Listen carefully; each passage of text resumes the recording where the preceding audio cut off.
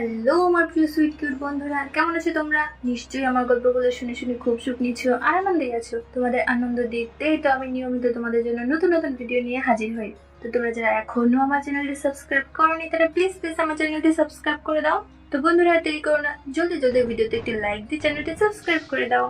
অমিত এক মধ্যবিত্ত পরিবারের সাধারণ ছেলে। পড়াশোনায় খুব ভালো। ছোট থেকেই সে অর্থনৈতিক অভাব দেখে বড় হয়েছে। ছোটবেলা থেকেই ভেবে নিয়েছিল পরিবারের অর্থনৈতিক অবস্থা ভালো করতে খুব তাড়াতাড়ি তাকে একটি জব পেতেই হবে।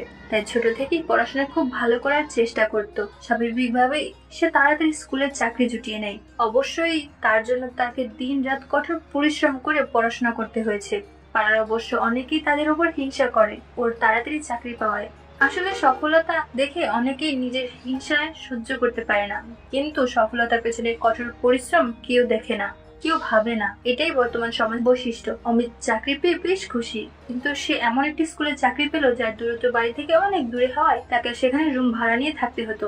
যদিও প্রতি মাসে পরিবারের সঙ্গে দেখা করতে আসে, অমিত প্রায় 6 মাস শিক্ষকতা করার পর সিদ্ধান্ত নিল সে টিউশন পড়াবে, কারণ স্কুলের সময় বাদ দিয়ে বাকি সময় তার বোরিং লাগতো।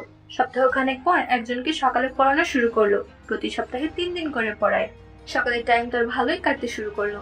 এমনই চলছিল অমিতের সাধারণ জীবন। টিউশন শুরু করার পর প্রায় 1 মাস পর অমিতের স্মার্টফোনে একটি কল আসে এবং একটি সুন্দর কণ্ঠ ভেসে এলো। হ্যালো, অমিত স্যার বলছেন? হ্যাঁ, আপনি কি বলছেন? আপনি আমাকে চিনবেন না, আমি সুমনা। আপনি যে এলাকা থেকে সকালে টিউশন পড়াতেছেন আমি ওই এলাকাতেই থাকি। হ্যাঁ বলুন, কি দরকার? আসলে আমি শুনলাম আপনি আমাদের এলাকাতে একজনকে টিউশন পড়ান, তাই আপনি আমার মেয়েকেও যদি পড়াতেন খুব ভালো হতো। আচ্ছা ঠিক আছে, সে কিন্তু কোন সময় পড়ালে সুবিধা হবে? আপনার মেয়ে কোন ক্লাসে পড়ে এগুলো জানা দরকার তো। আমার মেয়ে ক্লাস 2 পড়ে, আর আপনি আপনার সময় অনুযায়ী পড়াবেন। ঠিক আছে, তাহলে আপনি আপনার বাড়ির ঠিকানাটা দেবেন।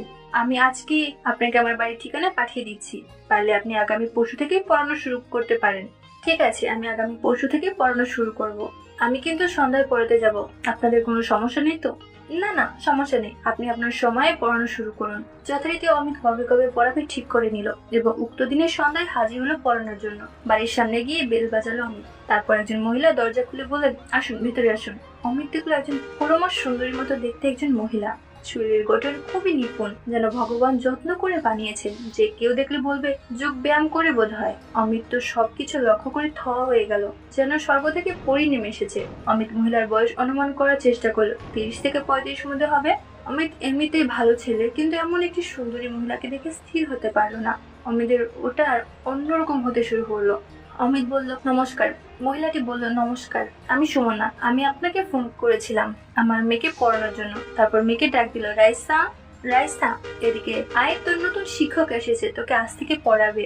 এরই মধ্যে একজন বয়স্ক লোক ও একজন বয়স্ক মহিলা এলেন। সঙ্গে সঙ্গে সুমনা বলল, ইনি হলেন আমার শ্বশুর আর ইনি আমার শাশুড়ি। অমিতের সঙ্গে তারাও নমস্কার করলো। কিছু সময় পর রাইসা বেরিয়ে এলো। তাকে তার মা সুমনা দেবী শিক্ষকের সঙ্গে পরিচয় করিয়ে দিয়ে বলল, স্যারকে রুমে নিয়ে যা, ওখানে উনি তোকে পড়াবেন। সঙ্গে সঙ্গে অমিত বলল, কেন?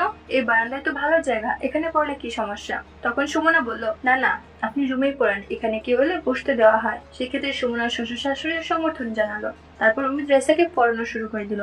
পড়ানোর পর প্রায় আধা ঘন্টার পর সুমনার রুমে গিয়ে বলল, আপনার জন্য চা করেছি, এখানে খাবেন না বাইরে টেবিলে বসবেন? অমিত একটু ইতস্তত করে বলল, ঠিক আছে, আপনি টেবিলে রাখুন, আমি আসছি। সুমনা টেবিলে চা রেখে ওখানে বসে থাকলো। কিছুক্ষণ পর ডাক দিল, কি হলো, চাটা খেয়ে নিন, ঠান্ডা হয়ে যাবে তো। অমিত বাইরে এলো, চেয়ারে বসে চায়ের কাপ হাতে নিয়ে খেতে শুরু করলো। আর অমিতের চোখ চলে গেল সুমনার দৃশ্য ওই দুটোতে। অমিতের মনে হচ্ছে এখন একটু ছুঁয়ে দিই, এমন মনে মনে ভাবলো অমিত। সুমনা শাড়ি পরেছে, ফলে সবকিছু যেন অমিতকে আকর্ষণ করে তুলছে। সুমনা লক্ষ্য করলো অমিত চাটা যেন খেতে চাইছে না, জোর করে খাচ্ছে। তাই অমিতকে জিজ্ঞাসা করলো, চা কি ভালো হয়নি? না না, আসলে আমি চা খুব একটা পছন্দ করি না, তবু আপনি বললেন যে তাই খেয়ে নিচ্ছি। খারাপ লাগছে তো? তবু আপনি বললেন খেয়ে নিচ্ছি, না খেলে খারাপ লাগলো তাই। ও, আপনি বললেই পারতেন, আমি জানি না তাই চা করে ফেলেছি, কি করব বলুন? আচ্ছা বলুন আপনি কি পছন্দ করেন, তাহলে পরের দিন সেরকম কিছু করব। না না, কিছু করতে হবে না, আমি তো মাত্র 2 ঘন্টা পড়াবো, তাই কিছু খাবো না। যদি কোনোদিন খেতে পাই আমি বলবো আপনাকে। না না, তা বললে হয় নাকি? লোক জানলে কি বলবে? ওদের বাড়িতে পড়াতে যাই, কিছু খেতেই দেয় না। না না, ওটা নিয়ে ভাববেন না, আমি সত্যি কোথাও পড়াতে গেলে খাই না। আর তাছাড়া আপনি লোকের কথা শুনে কি জীবন চলে? আর তাছাড়া আপনি লোকের কথা শুনে চলে জীবন ঠিকভাবে চালাতে পারবেন না। লোকে অনেক কিছু বলবে, সবকিছু নিয়ে ভাবলে হয় না।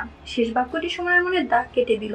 মনে মনে সুমনা ভাবলো, সত্যি তো, লোকে অনেক কিছুই বলে, সব শুনলে জীবন কঠিন হয়ে যায়।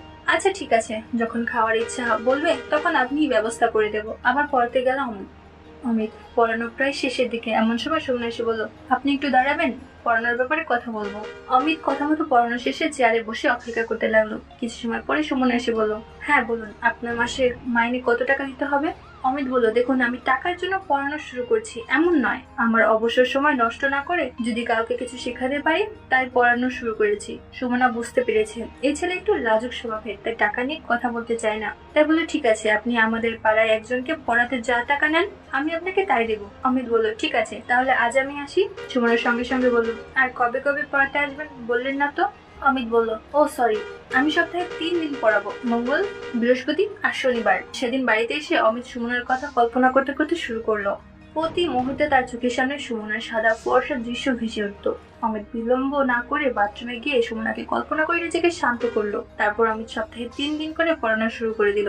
এভাবে 1 মাস কেটে গেল। তার মধ্যে বেশ কয়েকবার সুমনার সঙ্গে অমিতের কথোপকথন হয়েছে, তার সঙ্গে সুদৃশ্য উপভোগ করা হয়েছে। প্রায় এর মাঝে মাঝে সুমনা কথা কল্পনা করে নিজেকে শান্ত করেছে। তাতে অবশ্য অমিতের চাহিদা একটু হলেও পূরণ হয়েছে। একদিন পড়াতে গিয়ে অমিতের সত্যি খিদে পেল, কিন্তু লজ্জায় বলতে পারছিল না। তারপর ভেবেচিন্তে লজ্জা কাটিয়ে বলে ফেললো, রাইসা, তোমার মাকে একটু বলবে স্যার ডাকছেন। রাইসা তার মাকে ডাক দিল, মা স্যার তোমাকে ডাকছেন। অমিত রুমের বাইরে এসে সুমাকে বলল, কিছু মনে করবেন না, আমার আজকে সত্যি সত্যি খিদে পেয়েছে খুব। আসলে আজ স্কুল থেকে ফিরতে দেরি হয়েছে, তাই বিকেলে কিছু না খেয়ে চলে এসেছি। লজ্জা কাটিয়ে বলেই ফেললো অমিত। সুমনা বুঝতে পারলো বিষয়টি। সুমনা বলল, আপনি একটু অপেক্ষা করুন, আমি কিছু বানিয়ে আনছি। অমিত বলল, কিছু বানাতে হবে না, হালকা কিছু দিলেই হবে। সুমনা বলল, আপনি বসুন, আমি আনছি। বলে কিছু সময়ের মধ্যে কফি বানিয়ে সঙ্গে বিস্কুট নিয়ে এলাম। অমিত সুমনার সঙ্গে বসে কফি খাচ্ছে। অমিতের চোখ সুমনার ওই দুটোর দিকে গেল। সুমনা বুঝতে পারলো হালকা অমিতের দৃষ্টি, কিছুই বলল না। অমিত নিজেই দৃষ্টি পরিবর্তন করলো। সেদিন পড়িয়ে চলে গেল। আরো 1 সপ্তাহ এভাবে কেটে গেল। একদিন রায়সা তার দাদু ঠাকুমার সঙ্গে পিসির বাড়ি মানে সুমনার ননদের শ্বশুর বাড়ি চলে গিয়েছিল। আর সেদিন অমিত পড়াতে গেল, যেন প্রতি ডেটের পড়াতে যায়।